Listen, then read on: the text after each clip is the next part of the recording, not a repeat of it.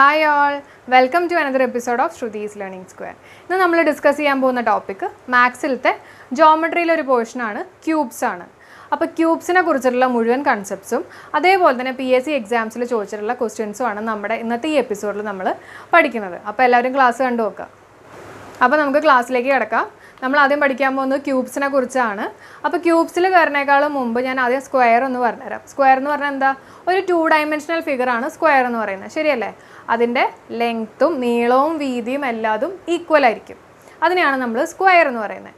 ഇനി അങ്ങനെയുള്ള ഒരു സ്ക്വയറിന് ഒരു ഹൈറ്റും കൂടെ വെച്ച് എങ്ങനെ ഇരിക്കും? അതാണ് നമ്മുടെ ക്യൂബ് എന്ന് പറയുന്നത്. ശരിയാണല്ലോ? അപ്പോൾ ഇതിൻ്റെ ബേസ് നിങ്ങൾ നോക്കിക്കഴിഞ്ഞാൽ ഇതെന്താ ഷേപ്പ്? സ്ക്വയർ ആണ്. ശരിയല്ലേ? ഇതിനൊരു ഹൈറ്റും കൂടെ വെച്ചു. ഹൈറ്റും കൂടെ വെച്ച് കഴിയുമ്പോഴാണ് നമുക്ക് എന്തായിട്ട് കിട്ടുന്ന ഒരു ക്യൂബായിട്ട് കിട്ടുന്നത്.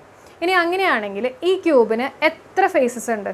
ഫേസസ് എന്ന് പറഞ്ഞാൽ 1 2 3 4 5 6 ഇങ്ങനെ 6 ഫേസസ് ഉണ്ടല്ലോ. ശരിയല്ലേ? ഈ ഓരോ ഫേസ് എന്താണ്? ഓരോ സ്ക്വയർ ആണ്. ക്ലിയർ ആയല്ലോ? അപ്പോൾ ഓരോ ഫേസും ഓരോ സ്ക്വയർ ആണ്. അങ്ങനെ 6 ഫേസസ് നമുക്ക് ഉണ്ട്. അതായത് ക്യൂബിന് 6 ഫേസസ് ഉണ്ട്. ഇനി നമുക്ക് എത്ര വേർട്ടിസസ് ഉണ്ടെന്ന് നോക്കാം കേട്ടോ. ഇതൊരു വെർട്ടെക്സ് കണ്ടോ, ഈ ഒരു മൂലേനാണ് നമ്മൾ വെർട്ടെക്സ് എന്ന് പറയുന്നത്. ഇതൊരു വെർട്ടെക്സ് 1 2 3 4 5 6 7 8 അങ്ങനെ ഓരോ 8 മൂലകളുണ്ട് കേട്ടോ. അപ്പോൾ എത്ര വേർട്ടെക്സ് ഉണ്ട്? 8. എത്ര ഫേസസ് ഉണ്ട്? 6. അതേപോലെ ഈ ഒരു ക്യൂബിന് എത്ര എഡ്ജസ് ഉണ്ട്? എഡ്ജസ് എന്ന് പറയുകയാണെങ്കിൽ ഇതൊരു എഡ്ജാണ്, ഇതൊരു എഡ്ജ്, ഇതൊരു എഡ്ജ്, ഇതൊരു എഡ്ജ്. അങ്ങനെ നിങ്ങൾ എണ്ണി നോക്കിക്കഴിഞ്ഞാൽ നിങ്ങൾക്ക് എത്ര കിട്ടും? 12 എഡ്ജസ് ഉണ്ടെന്നുള്ളത് മനസ്സിലാവും കേട്ടോ. അപ്പോൾ ക്യൂബിന് എത്ര ഫേസസ് ഉണ്ട്? 6 ഫേസസ് ഉണ്ട്. എത്ര വേർട്ടെക്സ് ഉണ്ട്? 8 വേർട്ടെക്സ് ഉണ്ട്. എത്ര എഡ്ജസ് ഉണ്ട്? 12 എഡ്ജസ് ഉണ്ട്. ക്ലിയർ ആയല്ലോ? അടുത്ത് നമുക്കിതൊന്ന് കമ്പയർ ചെയ്ത് പഠിക്കാം. അതായത് സ്ക്വയറും ക്യൂബും നമുക്കൊന്ന് കമ്പയർ ചെയ്ത് പഠിക്കാം. അപ്പോൾ ആദ്യം തന്നെ ഞാൻ എഴുതിയേക്കണ ഏരിയ അല്ലെങ്കിൽ വോളിയമാണ് കേട്ടോ. അപ്പോൾ സ്ക്വയർ എന്ന് പറയുന്നത് 2 ഡൈമെൻഷണൽ ഫിഗർ ആണല്ലോ. ആണ്, അതിന് ഹൈറ്റ് ഒന്നുമില്ല. അപ്പോൾ അതിന് നമ്മൾ എന്ത് പറയും? 2 ഡൈമെൻഷണൽ ഫിഗർ ആണ്. അപ്പോൾ അതിൻ്റെ ഏരിയ എന്ന് പറയുന്നത് എന്താണ്? A square. എങ്ങനെ കിട്ടിയേ? നിങ്ങളെപ്പോഴും ഏരിയ പഠിക്കുമ്പോൾ ജസ്റ്റ് ഒന്ന് ആലോചിക്കുക, ലെങ്ത് ഇൻറ്റു ബ്രെഡ്ത്ത് ആണ് ഏരിയ കേട്ടോ. ഇവിടെ ലെങ്ത്തും ബ്രെഡ്ത്തും സെയിം തന്നെയാണ്. എത്രയാണ്? A തന്നെയാണ്. അതുകൊണ്ടാണ് നമുക്ക് A സ്ക്വയർ കിട്ടിയത്. ഇനി അതേപോലെ തന്നെ വോളിയം പഠിക്കുമ്പോൾ വോളിയം എന്ന് പറഞ്ഞാൽ ഏതിനാണുള്ളത്? ക്യൂബിനാണുള്ളത്. കാരണം നേരത്തെ പറഞ്ഞു സ്ക്വയറിന് ഒരു ഹൈറ്റ് വരുന്നതാണ് ക്യൂബ് എന്ന് പറയുന്നത്. അപ്പോൾ വോളിയം പഠിക്കുമ്പോൾ എപ്പോഴും ഓർക്കുക, ബേസ് ഏരിയ ഇൻറ്റു ഹൈറ്റ് ആണ് വോളിയം. ബേസ് ഏരിയ എത്രയാണ് നമുക്ക് കിട്ടിയേക്കുന്നത്? സ്ക്വയർ ആണല്ലോ നമ്മുടെ ബേസ്. അപ്പോൾ A സ്ക്വയറിന് ഒരു ഹൈറ്റും കൂടെ വരുമ്പോൾ ആ ഹൈറ്റ് എത്രയാണ്? A തന്നെയാണ്. അങ്ങനെയാണ് ഈ വോളിയം A ക്യൂബ് എന്ന് പറഞ്ഞിട്ട് നമുക്ക് കിട്ടിയത്. ക്ലിയർ ആണല്ലോ? അടുത്ത് നമുക്ക് നോക്കാം പെരിമീറ്റർ. പെരിമീറ്റർ എന്ന് പറഞ്ഞാൽ എന്താണ്? ചുറ്റളവാണ്. അതെല്ലാവർക്കും അറിയായിരിക്കും.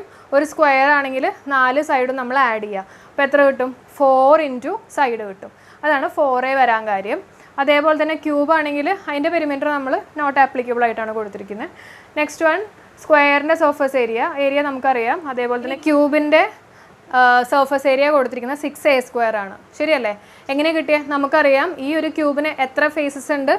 6 ഫേസസ് ഉണ്ട് അല്ലേ? ഓരോ ഫേസ് എന്താണ്? ഒരു സ്ക്വയർ ആണ്. അപ്പോൾ സ്ക്വയറിൻ്റെ ഏരിയ എത്രയാണ്? A square. അപ്പോൾ 6 ഫേസ് ഉള്ളത് കൊണ്ട് ഇതിൻ്റെ ഏരിയ എത്രയായിരിക്കും? ടോട്ടൽ സർഫസ് ഏരിയ എത്രയായിരിക്കും? 6 ഇൻറ്റു A സ്ക്വയർ. ക്ലിയർ ആയല്ലോ? ഒരു സർഫസിൻ്റെ ഏരിയ എന്ന് പറയുന്നത് A സ്ക്വയർ ആണ്. അങ്ങനെ 6 സർഫസ് ഉണ്ടെങ്കിൽ എത്രയാണ്? 6 ഇൻറ്റു A സ്ക്വയർ. അതാണ് നമ്മളിവിടെ 6A സ്ക്വയർ എന്ന് പറഞ്ഞിട്ട് കൊടുത്തിരിക്കുന്നത്. ഇത് പലർക്കും അറിയായിരിക്കും, ഞാൻ ജസ്റ്റ് പറഞ്ഞു പോവാണ്. കാരണം പലരും ചിലപ്പോൾ എക്സാമിന് എഴുതുന്ന സമയത്ത് ചിലപ്പോൾ കൺഫ്യൂഷൻ വരും, ഫോർമുല ബൈ ഹാർട്ട് പഠിച്ചിട്ട് ഓർമ്മ വരുന്നില്ല, അങ്ങനെയൊക്കെ വരുന്നതുകൊണ്ടാണ് ഇത് ജസ്റ്റ് ഒന്ന് പറഞ്ഞു പോകുന്നത് കേട്ടോ. അതേപോലെ തന്നെ നെക്സ്റ്റ് ഡയഗണലാണ്. ഡയഗണൽ നമുക്ക് സ്ക്വയറിന് കിട്ടുന്നത് √2A ആണ്. അതേസമയം ക്യൂബിന് കിട്ടുന്നത് √3A ആണ്. അപ്പോൾ ഇതിൻ്റെയൊക്കെ എക്സ്പ്ലനേഷൻ ഞാൻ മുമ്പത്തെ വീഡിയോയിൽ ചെയ്തിട്ടുണ്ട്. നിങ്ങൾ ഡിസ്ക്രിപ്ഷനിലൊന്ന് നോക്കിയാൽ മതി. ഡയഗണൽ √2A, അതേപോലെ തന്നെ ക്യൂബിൻ്റെ √3A കേട്ടോ. എത്ര ഫേസസ് ഉണ്ട്? 6 എണ്ണം ഉണ്ട്. എത്ര കോർണേഴ്സ് ഉണ്ട്? 8 എണ്ണം. എത്ര എഡ്ജസ് ഉണ്ട്? 12 എണ്ണം കേട്ടോ. ഇതും കൂടി ഒന്ന് ഓർത്ത് വെച്ചേക്കാം. അപ്പോൾ നമുക്ക് ഫസ്റ്റ് ക്വസ്റ്റ്യനിലേക്ക് കയറാം. അതിന് മുമ്പ് ചെറിയൊരു എക്സാമ്പിൾ ഞാൻ പറയാം കേട്ടോ. അത് പറഞ്ഞിട്ട് നമുക്ക് ഫസ്റ്റ് ക്വസ്റ്റ്യനിലേക്ക് കയറാം. അതായത് ഒരു ലിഫ്റ്റ് ആണെന്ന് വിചാരിക്കുക. ഒരു ലിഫ്റ്റിനകത്ത് 1000 കിലോ വെയിറ്റ് അലൗഡ് ആണ്. ഒരാൾക്ക് 100 കിലോ ഉണ്ടെന്ന് വിചാരിക്കുക. അങ്ങനെ കുറച്ചധികം 100 കിലോ ഉള്ള കുറച്ചധികം ആൾക്കാർ വെയിറ്റിംഗ് ആണ്. ഈ ഒരു ലിഫ്റ്റിനകത്ത് എത്ര ആൾക്കാർക്ക് കയറാൻ പറ്റും?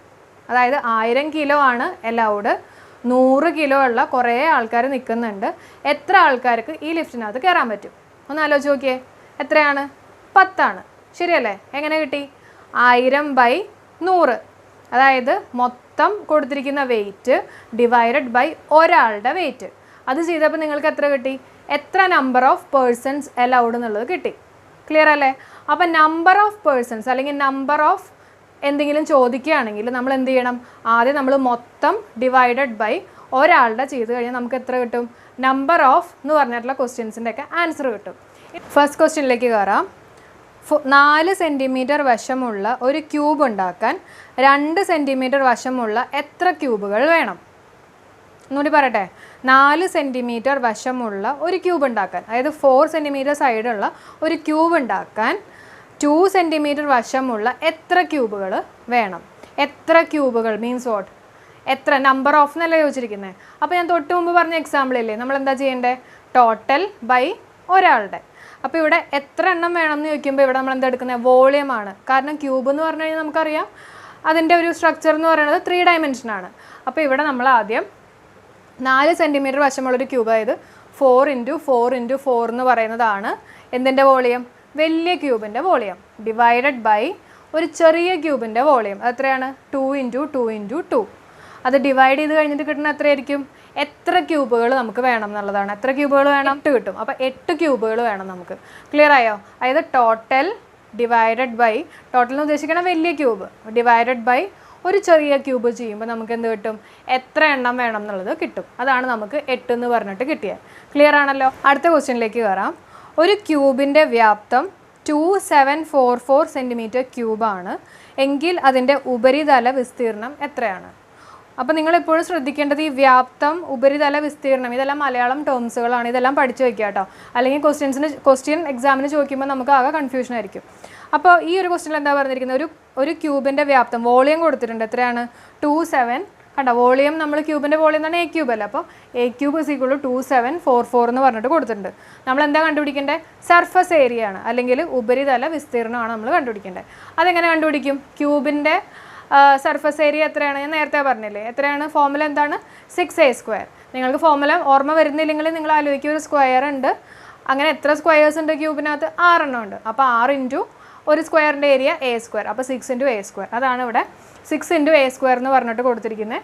6 എഴുതി, a² എന്ന് പറഞ്ഞാൽ എത്രയാണ്? നമുക്കറിയാം ഇതിൽ നിന്ന് നമുക്ക് a കിട്ടി 14 ആണ്. അപ്പോൾ 6 × 14 × 14 ചെയ്ത് കഴിയുമ്പോൾ നമുക്ക് എത്ര കിട്ടും? 2744 കിട്ടും കേട്ടോ. ഇത്രയും ആയിരിക്കും അതിൻ്റെ എന്ത്? ഇത്രയും സെൻറ്റിമീറ്റർ സ്ക്വയർ ആണ് കേട്ടോ. ഇത്രയും സെൻറ്റിമീറ്റർ സ്ക്വയർ ആണ് ഇതിൻ്റെ സർഫസ് ഏരിയ എന്ന് പറയുന്നത്. ക്ലിയർ ആണല്ലോ? മൂന്നാമത്തെ ക്വസ്റ്റ്യനിലേക്ക് കിടക്കാം.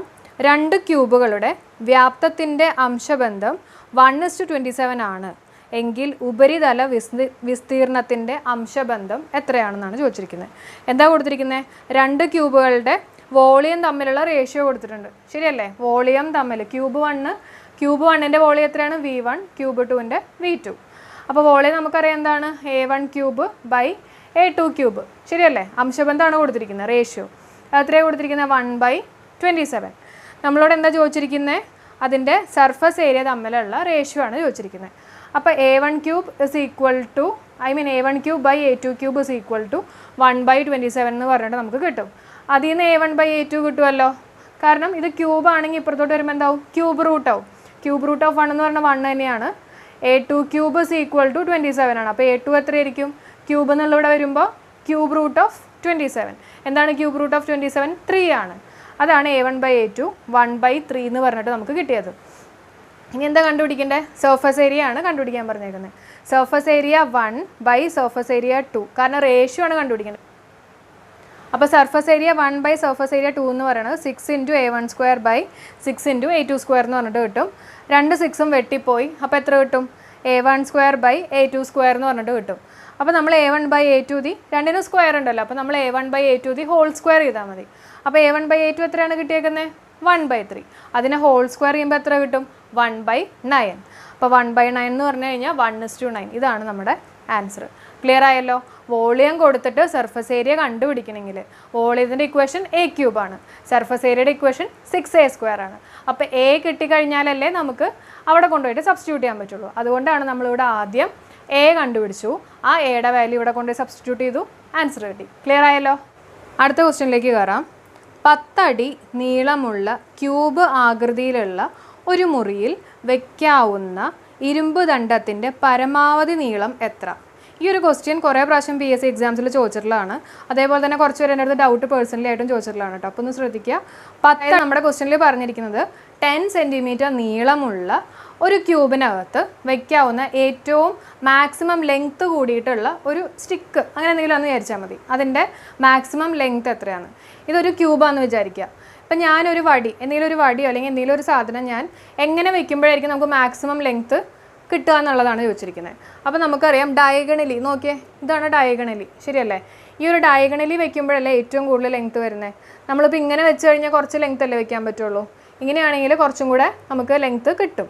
അപ്പോൾ ഇതിൻ്റെ ആൻസർ എന്താണ്? നമ്മളെപ്പോഴും ഡയഗണലി വയ്ക്കുക. അങ്ങനെയാണെങ്കിൽ ക്യൂബിൻ്റെ ഡയഗണൽ എന്താണ്? ക്യൂബിൻ്റെ ഡയഗണൽ എന്ന് പറയുന്നത് √3a ആണ്, ശരിയല്ലേ? അപ്പോൾ √3 × a, എന്താണ്? നമ്മുടെ സൈഡ് എത്രയാണ്? 10 ആണ്. അപ്പോൾ നമ്മുടെ ആൻസർ എത്രയാണ്? 10√3. അടുത്ത ക്വസ്റ്റ്യനിലേക്ക് കയറാം. 10 സെൻറ്റിമീറ്റർ വശമുള്ള ഒരു വലിയ ക്യൂബിനെ ഉരുക്കി 125 ചെറിയ ക്യൂബുകളാക്കി മാറ്റി എങ്കിൽ ചെറിയ ക്യൂബിൻ്റെ ഉപരിതല വിസ്തീർണം കാണുക. ക്ലിയർ ആണോ? അതായത് 10 സെൻറ്റിമീറ്റർ, അതായത് സൈഡിൻ്റെ ലെങ്ത് ആണ് കൊടുത്തിരിക്കുന്നത് 10 സെൻറ്റിമീറ്റർ. അങ്ങനെയുള്ളൊരു വലിയ ക്യൂബ് ഉണ്ട് കേട്ടോ. അതിനെ ഉരുക്കിയിട്ട് 125 ചെറിയ ക്യൂബുകളാക്കി. അങ്ങനെയാണെങ്കിൽ ചെറിയ ക്യൂബിൻ്റെ സർഫസ് ഏരിയ ആണ് നമ്മളിവിടെ കാണാൻ പറഞ്ഞിരിക്കുന്നത്. അപ്പോൾ നമ്മളെങ്ങനെ കണ്ടുപിടിക്കും? അതായത് വലിയ ക്യൂബിനെ ഉരുക്കിയിട്ട് നമ്മൾ എത്ര ക്യൂബുകൾ ഉണ്ടാക്കി? 125 ക്യൂബുകൾ ഉണ്ടാക്കി അല്ലേ? അപ്പോൾ വലിയ ക്യൂബിൻ്റെ അത്രയും വോളിയം തന്നെയല്ലേ ഈ 125 ക്യൂബിനും ഉണ്ടാവുന്നത്, ശരിയല്ലേ? ഒന്ന് ആലോചിച്ച് നോക്കിയേ. ഏരിയ വ്യത്യാസമായിരിക്കും, പക്ഷേ വോളിയം സെയിം ആയിരിക്കില്ലേ? അപ്പോൾ അങ്ങനെയാണെങ്കിൽ നമുക്ക് എന്താ കൊടുക്കണ്ടേ? 1000 എങ്ങനെയാണ് കിട്ടിയത്? ഒരു സൈഡ് കൊടുത്തിട്ടുണ്ട്, ശരിയല്ലേ? വലിയ ക്യൂബിൻ്റെ സൈഡ് എത്രയാണ് കൊടുത്തിരിക്കുന്നത്? 10 ആണ് കൊടുത്തിരിക്കുന്നത്. അപ്പോൾ അതിൻ്റെ വോളിയം എത്രയായിരിക്കും? a ക്യൂബ്, അതായത് 10 × 10 × 10, അങ്ങനെയാണ് നമുക്കിവിടെ 1000 കിട്ടിയത്. അപ്പോൾ വലിയ ക്യൂബിൻ്റെ വോളിയം അതാണ് 1000 = ചെറിയ ക്യൂബുകളുടെ വോളിയം. എത്ര ചെറിയ ക്യൂബുകൾ ഉണ്ടാക്കി? 125 ചെറിയ ക്യൂബുകൾ ഉണ്ടാക്കി. അപ്പോൾ ഒരു ക്യൂബിൻ്റെ വോളിയം എത്രയാണ്? ചെറുതിൻ്റെ a ക്യൂബാണ്. അങ്ങനെ എത്ര ഉണ്ട്? 125. അപ്പോൾ 125 a ക്യൂബാണല്ലോ ഇതിൻ്റെ വോളിയം. ചെറുതിൻ്റെ volume 125 a cube, that is = വലുതിൻ്റെ വോളിയം. ക്ലിയർ ആണല്ലോ കൺസെപ്റ്റ്? എന്നിട്ട് നമ്മൾ എന്ത് കണ്ടുപിടിക്കണം? a കണ്ടുപിടിക്കണം. a എന്ന് പറയുന്നത് സൈഡ് കണ്ടുപിടിക്കണം. എങ്ങനെയാണ് കണ്ടുപിടിക്കുന്നത്? 125 ഇവിടെ ഇൻറ്റു ആണ്. ഈ 125 ഇവിടേക്ക് വന്നു കഴിയുമ്പോൾ താഴത്തേക്ക് വരും. അതായത് 1000/125 ക്യൂബ് എന്നുള്ളത് ഇവിടേക്ക് വരുമ്പോൾ എന്തായിരിക്കും? ക്യൂബ് റൂട്ടായിരിക്കും. 3 എണ്ണത്തിൽ നിന്ന് ഒരെണ്ണത്തിനെ പുറത്തേക്ക് എടുക്കാം. അപ്പോൾ 1000ന് നമുക്ക് എത്ര കിട്ടും? 10 കിട്ടും. കാരണം 10 × 10 × 10 ആണ് 1000 കിട്ടുന്നത്. /125 നമുക്ക് 5 ആയിട്ടും കിട്ടും. ഇനി എന്ത് ചെയ്യണം? ഇതിനെ ക്യാൻസൽ ചെയ്ത് കഴിയുമ്പോഴേക്കും 2 എന്ന് പറഞ്ഞിട്ട് കിട്ടും. അതാണ് എന്ത്? നമ്മുടെ a എന്ന് പറയുന്നത്. a എന്താണ്? സൈഡ്. ഇനി എന്താ കണ്ടുപിടിക്കേണ്ടത്? ഇനി സിമ്പിൾ അല്ലേ? സർഫസ് ഏരിയ ആണ് ചോദിച്ചിരിക്കുന്നത്. 6a² ആണ്. അപ്പോൾ 6 × 2², അതായത് 4. അപ്പോൾ എത്ര കിട്ടും? 24 cm² ആണ് നമ്മുടെ ആൻസർ. അടുത്ത ക്വസ്റ്റ്യനിലേക്ക് കയറാം. 5√3 സെൻറ്റിമീറ്റർ ആരമുള്ള ഒരു ഗോളത്തിൽ നിന്ന് ചെത്തിയെടുക്കാൻ കഴിയുന്ന ക്യൂബിൻ്റെ പരമാവധി വ്യാപ്തം എത്രയാണ്? എന്താണ് കൊടുത്തിരിക്കുന്നത്?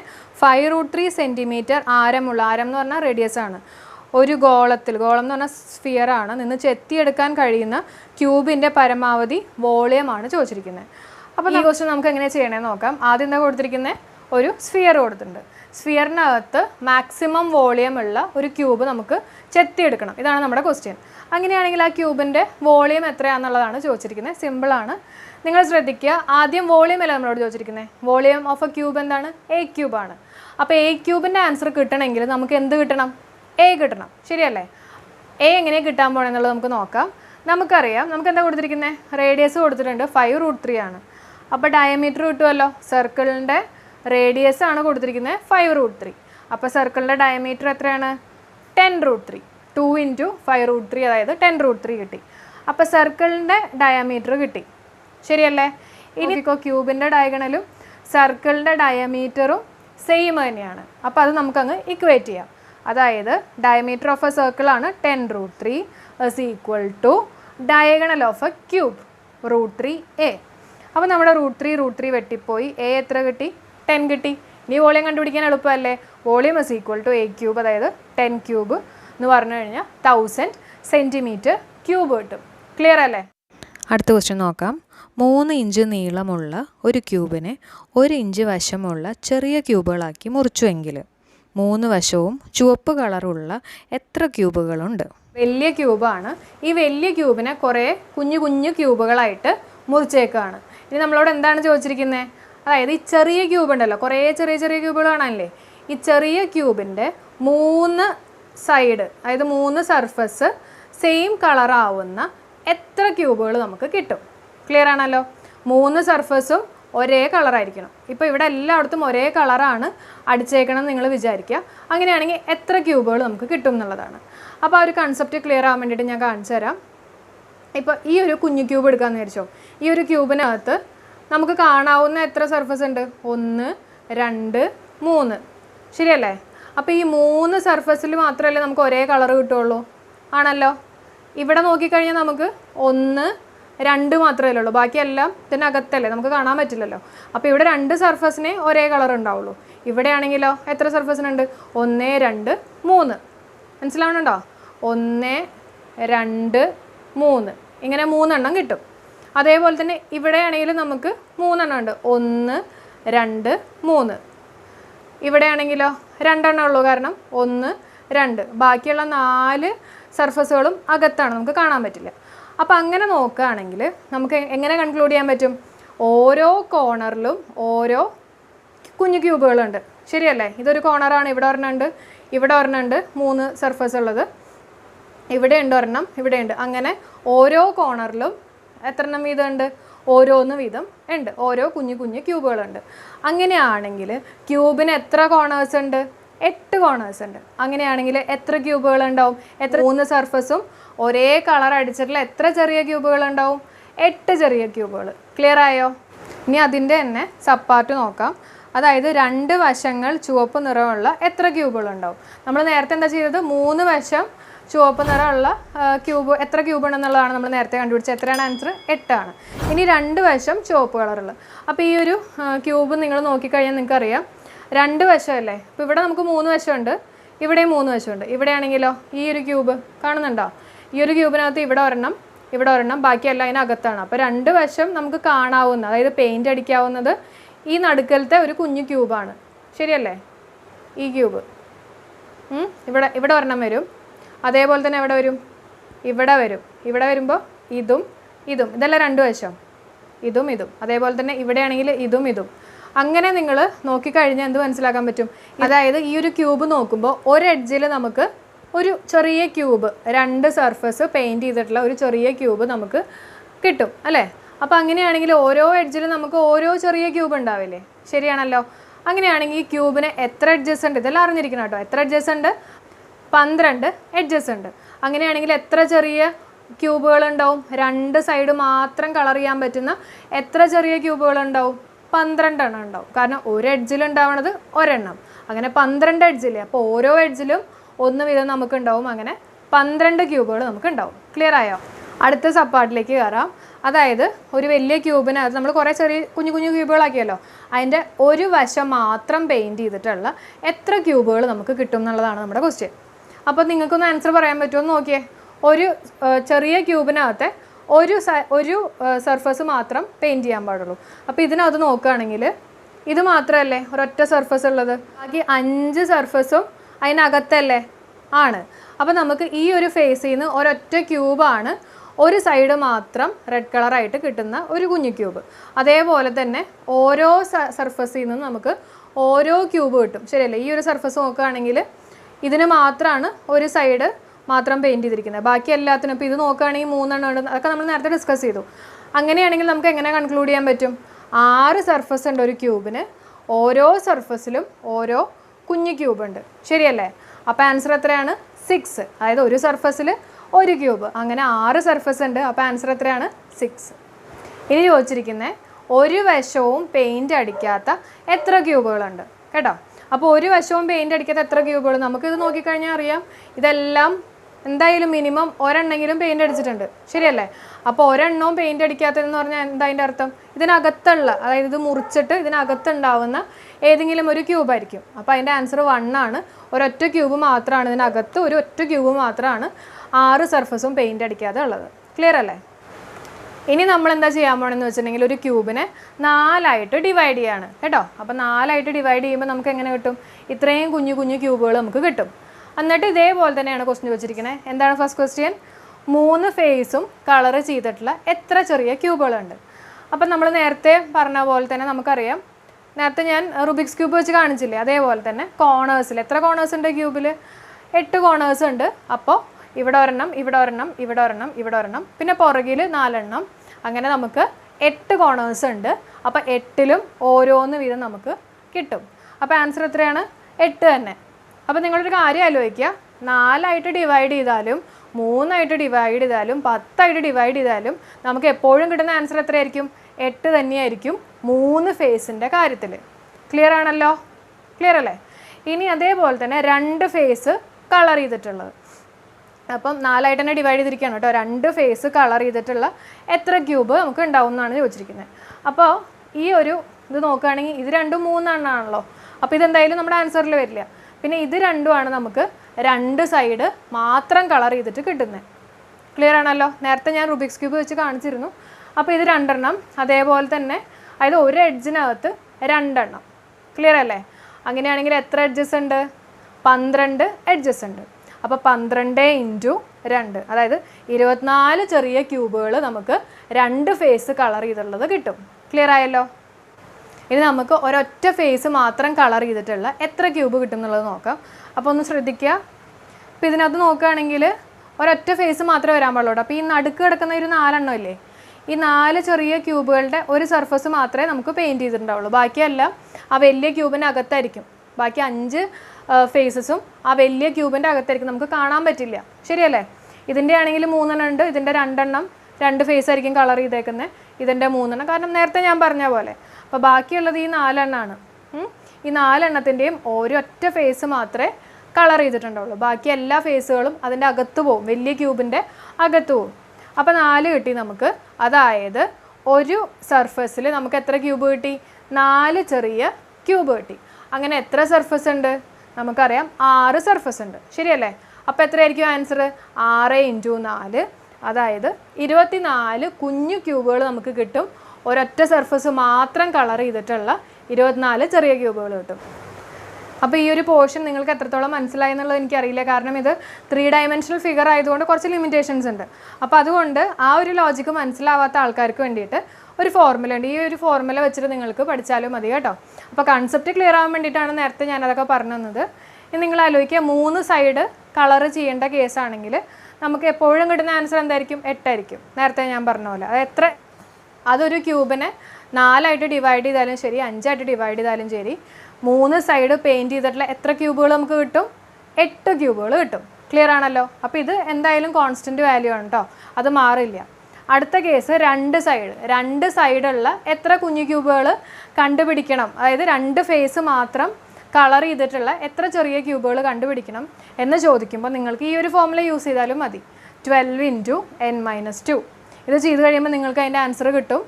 അതേപോലെ തന്നെ ഒരു സൈഡാണെങ്കിൽ 6 × n-2². 0 സൈഡാണെങ്കിൽ, അതായത് ഒരു സൈഡും കളർ ചെയ്യാത്തത് ചോദിക്കുകയാണെങ്കിൽ എങ്ങനെ കണ്ടുപിടിക്കും? n-2². അപ്പോൾ ഈ n എന്ന് പറഞ്ഞാൽ എന്താണ്? അത് എത്ര ഡിവൈഡ് ചെയ്തിട്ടുണ്ടെന്നുള്ളത്. ഇപ്പോൾ 4ആയിട്ട് ഒരു ക്യൂബിനെ 4ആയിട്ട് ഡിവൈഡ് ചെയ്യാമെന്ന് പറയുകയാണെങ്കിൽ ആ 4ആണ് ഇവിടുത്തെ n എന്ന് പറയുന്നത്. ക്ലിയർ ആണല്ലോ? അപ്പോൾ ഈ ഫോർമുലാസ് നിങ്ങൾ പഠിക്കുക. അതേപോലെ തന്നെ ഫോർമുലാസ് മറന്നു പോവുകയാണെങ്കിൽ നിങ്ങൾക്ക് ഓർക്കാനുള്ള ഒരു ലോജിക്കാണ് തൊട്ട് മുമ്പ് ഞാൻ പറഞ്ഞു തന്നത്. അപ്പോൾ ഈ ഒരു പോർഷൻ ക്ലിയർ ആയില്ലേ? ഈ ഒരു പോർഷൻ എല്ലാവർക്കും മനസ്സിലായി എന്ന് വിശ്വസിക്കുന്നു. ഇത്തിരി ബുദ്ധിമുട്ടായിരുന്നു ഈ ഒരു കൺസെപ്റ്റ് മനസ്സിലാക്കി തരാൻ, കാരണം 3 ഡയമെൻഷണൽ ഫിഗർ ആണല്ലോ. അപ്പം നിങ്ങൾ തീർച്ചയായിട്ടും നിങ്ങളുടെ കമൻസ് എനിക്കൊന്ന് അയയ്ക്കുക. അതേപോലെ തന്നെ സബ്സ്ക്രൈബ് ചെയ്യാത്ത ആരെങ്കിലും ഉണ്ടെങ്കിൽ ഒന്ന് സബ്സ്ക്രൈബ് ചെയ്യുക. അപ്പോൾ നമ്മുടെ നെക്സ്റ്റ് ക്ലാസ് ഇതേപോലെ തന്നെ, ഇപ്പോൾ ക്യൂബ് നമ്മൾ തീർത്തു, ഇനി ക്യൂബോയിഡ്, അതേപോലെ ഓരോ 3 ഡയമെൻഷണൽ ഫിഗേഴ്സ് ആയിരിക്കും നമ്മൾ ഡിസ്കസ് ചെയ്യുന്നത്. അപ്പോൾ നമുക്ക് നെക്സ്റ്റ് ക്ലാസ്സിൽ കാണാം. Till then bye.